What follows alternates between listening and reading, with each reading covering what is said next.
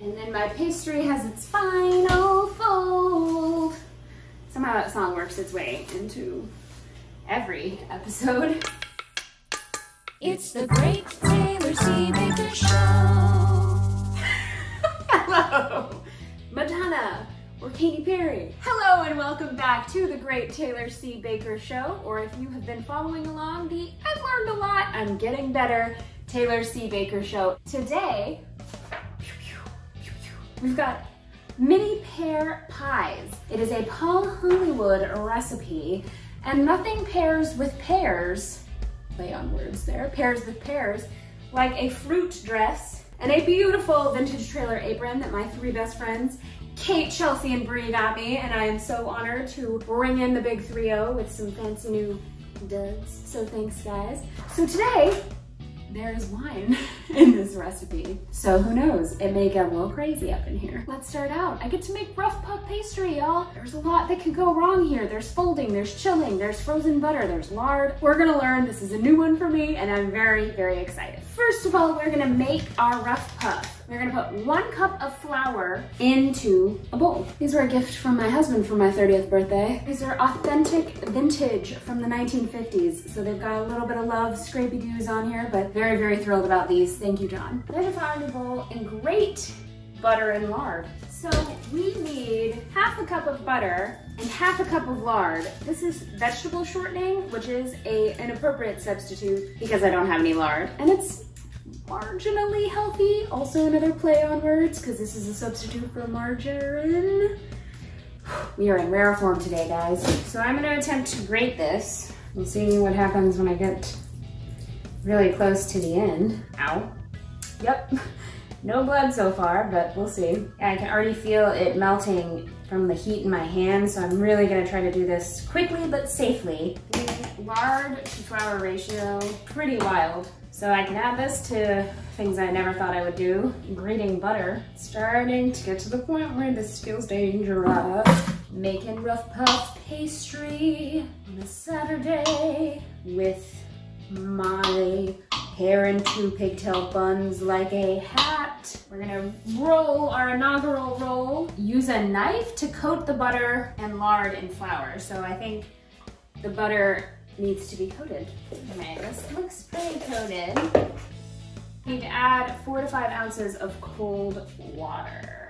And I need to roll it into a rectangle. Ooh, it looks like in the show where you can see the pieces of butter and lard in there. And there's some folding because we've got a roll and fold. Fold the top third down and then fold the bottom third. I feel like this is gonna be one of those episodes where I'm like, that didn't work.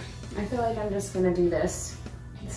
I need to flour the surface again. This is what they do in the show all the time. They always start over. Take 2. Fold the pastry and then fold the bottom third. Fold the top third down and fold the bottom third up and over. Oh, rough puff. Okay, turn 90 degrees and then fold the top down and then fold the bottom up. And now I need to put this beautiful thing in the fridge for 20 minutes covered in saran wrap. And I'm gonna leave this madness here because we get to do that 2 more times. All right, so while our first roll and fold is chilling, I'm going to prep the pears and apples, which means I need to peel them.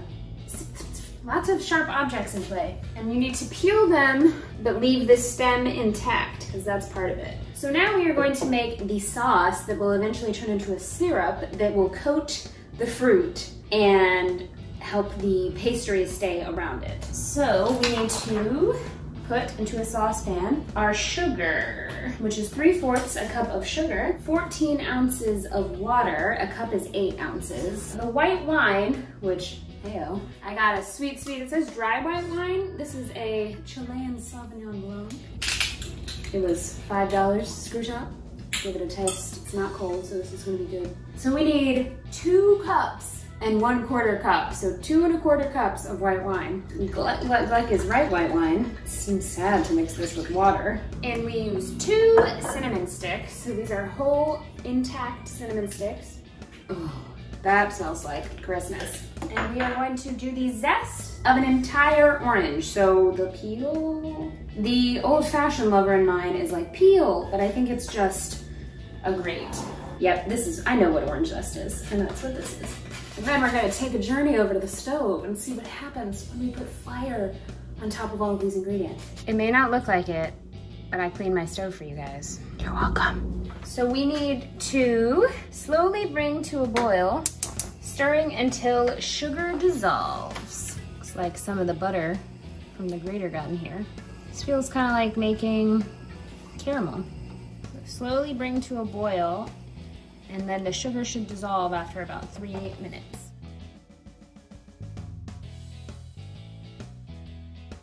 This is the sad part, when you boil off all the alcohol in the wine. All right, now that she's been boiling, we want to add the pears. I guess I'll keep stirring them around because they're not fully submerged.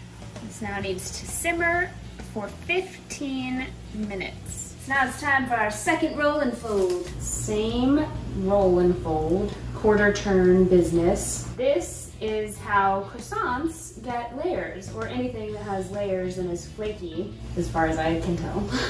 Now she's gotta go back in the fridge for another 20 minutes. All right, I believe these bad babies are ready to come out because they need to cool, and they will still have some time to cook in the oven.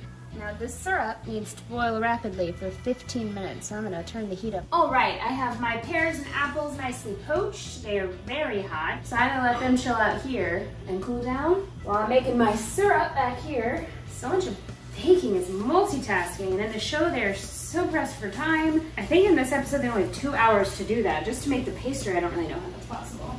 This is a little less than 15 minutes, but it is very thick and very syrupy, and I don't want all of it to boil off where I don't have any to work with. This looks like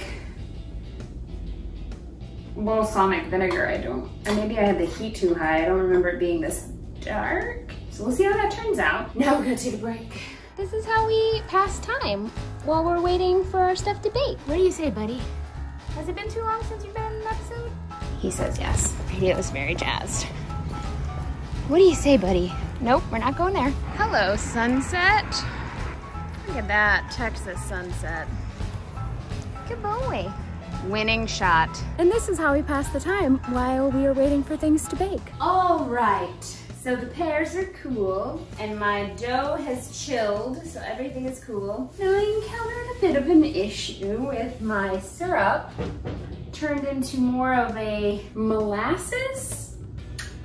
And I might try to drizzle some of this on there, but I'm supposed to coat the pears in this, and I don't see that happening because this is really thick. So my improvisation, instead of making it again because I don't have enough wine, this is just pancake and waffle syrup. So I'm gonna use this to coat my fruit. So now we have our beautifully laminated dough. Roll this out to 23.5 inches by 8 inches. We're supposed to cut them in long strips that are 3/4 of an inch wide. That seems insane. I'm gonna go for 1/2 inch. This says 18 to 20 strips. I don't think it's gonna make that many, but we will see as far as we go. We are going to brush pears with sugar syrup, in this case, regular syrup. Okay, so this is gonna be a sticky, sticky mess. Didn't say I've ever found myself painting a pear before, much less painting said pear with syrup. And now we are supposed to wrap these from bottom to top in the strips.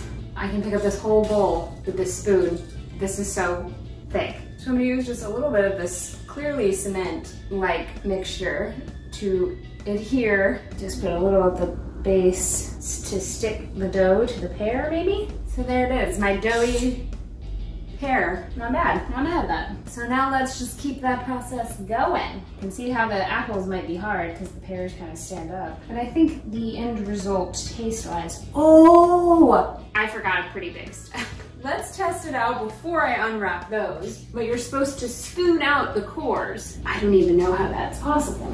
I don't know how on earth you're able to spoon out the core without completely obliterating this fruit. The alternative it said was to use a melon baller, which of course I don't have. This feels so dangerous. You know what? We're gonna leave them in there. I'm not gonna eat the pear ones anyway. And then we'll just think of it like eating an apple. Technically, You can eat the core. This isn't something I would serve to Paul and Mary.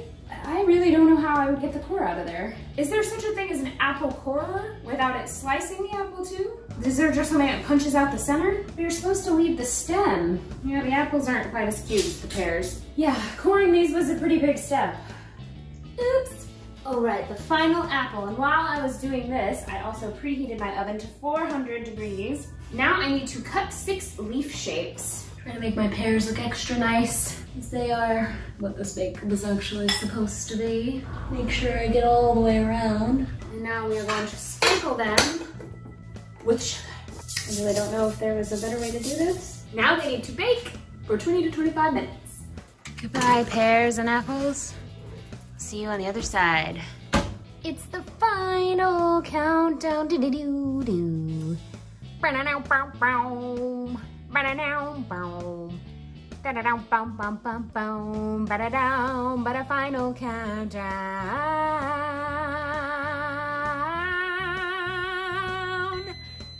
Yes. Let's give these bad boys a look. Hello, pretties. Oh, I definitely almost dropped that whole thing. Very golden. Look at that little leaf. Looks like a leaf. What do you think, Mary? These look pretty nice. Our pears and apples are out of the oven. They're still very hot, but we're gonna try them. I'm not even entirely a little bit sure how to approach eating this, but if I were Paul Hollywood, which I'm not, but I'm gonna channel, I'm gonna need a bigger knife. And I've paired my apple pie pear tartlet with a glass of what was left of that $5 wine, because I think I'm gonna need it, because this bake was a doozy. And I have no idea if it's gonna taste good or what good would even taste like, because I don't like pears, but it's cutting beautifully. The pastry is very crisp, although it doesn't look, I think it's completely raw on the inside.